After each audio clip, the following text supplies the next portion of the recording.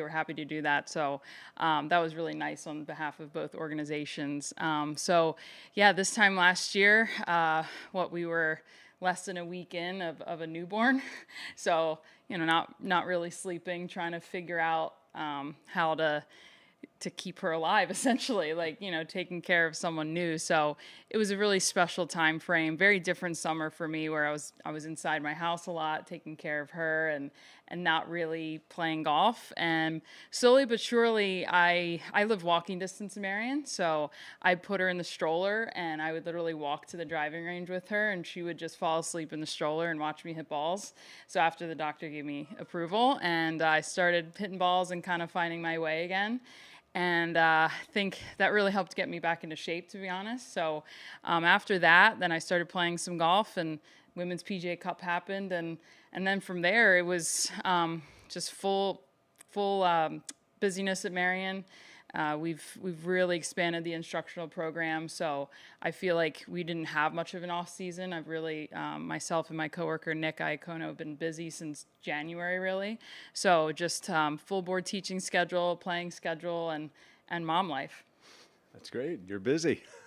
Questions? Yes. Juan? Joanna, how many times have you played this golf course? Once. Yesterday. Okay, at like 3 o'clock. Played from 3 until 8 p.m. I had a terrible travel morning, so got in pretty late, but had to see it. I wanted to see all 18 holes. What do you think the challenge is going to be then? The challenge?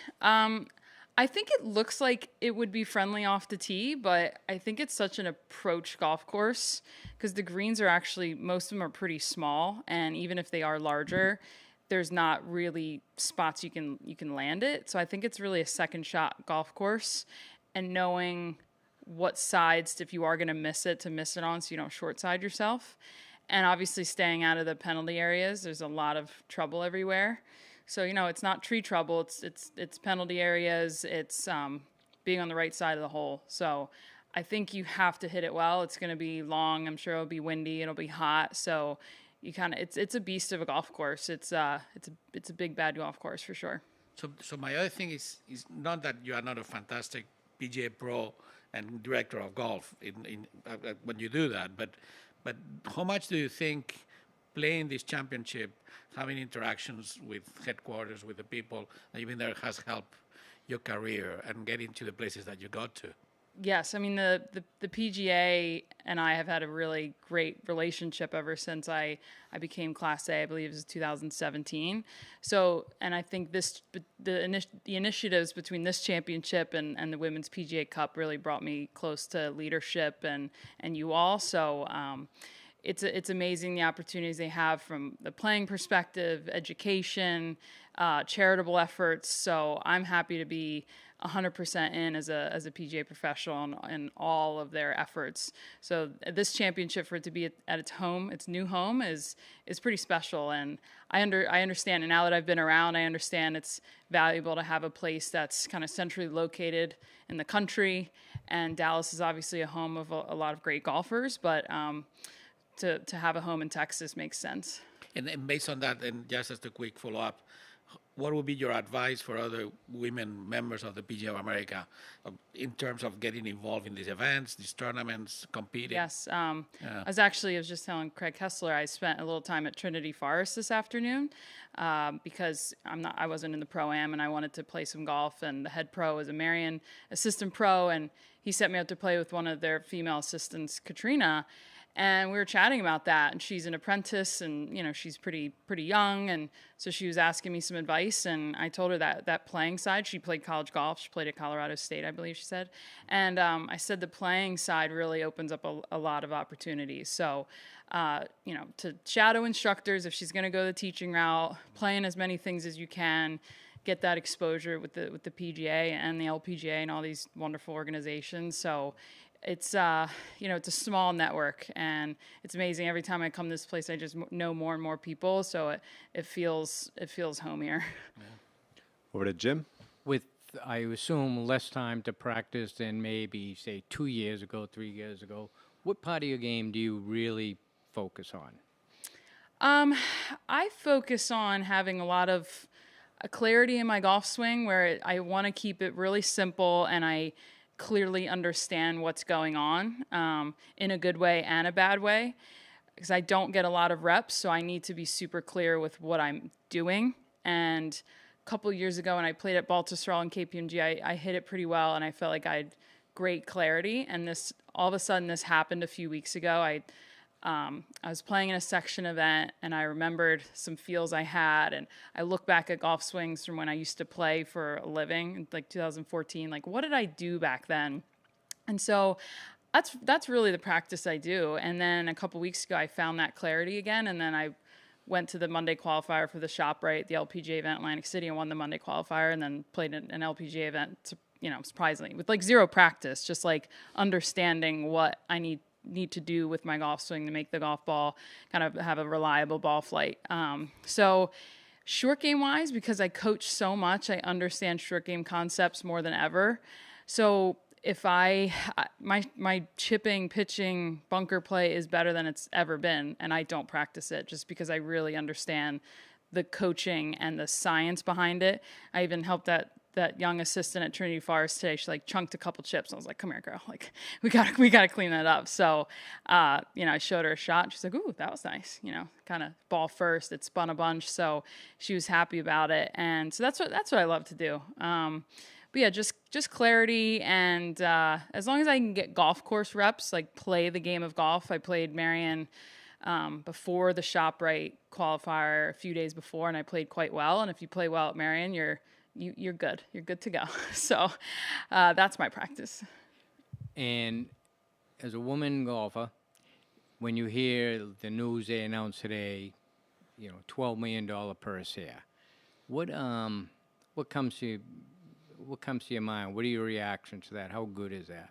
Just happiness. Just happiness that women's sports is we're getting there. It's in a great place. I mean, between the momentum of Nelly Korda and Caitlin Clark and, just and incredible athletes before them. You think about what Serena Williams had to go through, and your Lindsey Vonns, and they were really the trailblazers. And then there were trailblazers before that. So it's just we're building on all that momentum.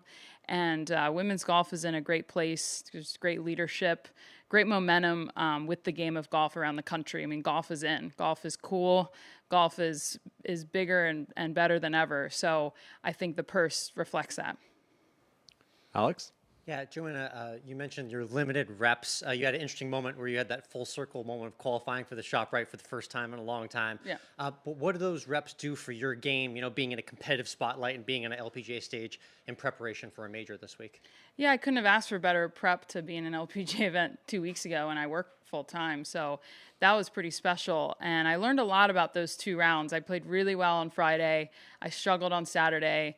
We brought our baby girl to Seaview, and she didn't sleep very well. It was our first time in a hotel room. And so, I didn't, she's not here this week, and I love her so much, but mommy needs sleep and to prepare. So, it's just what you have to do. You have to juggle all these things, and sometimes you have to set aside the mom guilt and do what's best. So she's well taken care of, so we're okay. But, so yes, I need my sleep. I need to be able to concentrate and focus. And then, the weather came in the ShopRite the second round. I shot 71 the first round, and the second round weather came in. She didn't sleep.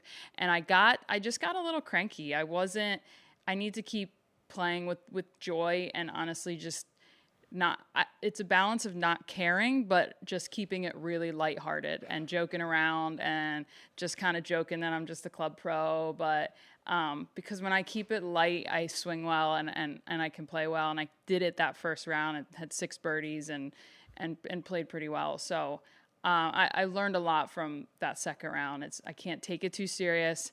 I need some sleep and to just keep it light.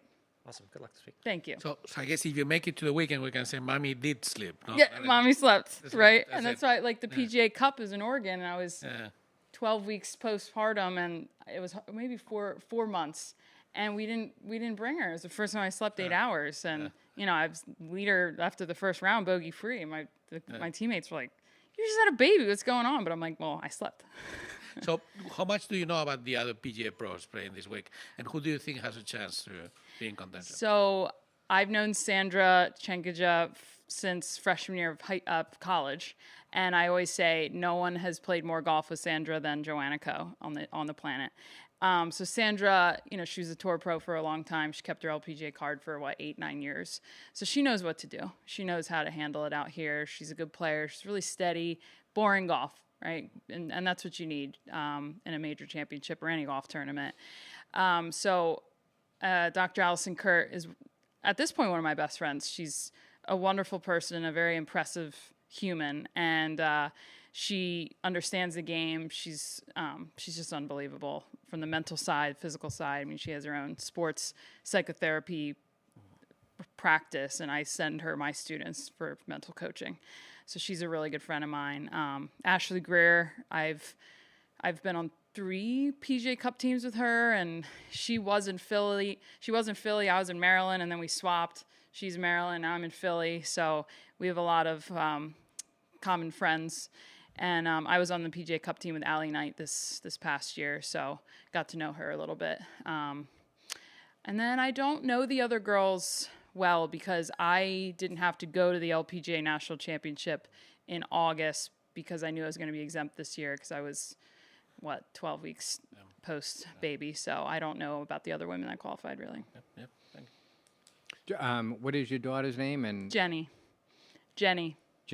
And so she's a year and. She's a year and a couple days. Perfect. We had her birthday party on Did you Saturday. celebrate her birthday before you came? Yeah, here, on right? Saturday. Yeah, so I had quite a week. Any other questions? Good? Good. All right. Thanks for your time, Joanna. Thank you. Appreciate it. Appreciate it. It is. We got to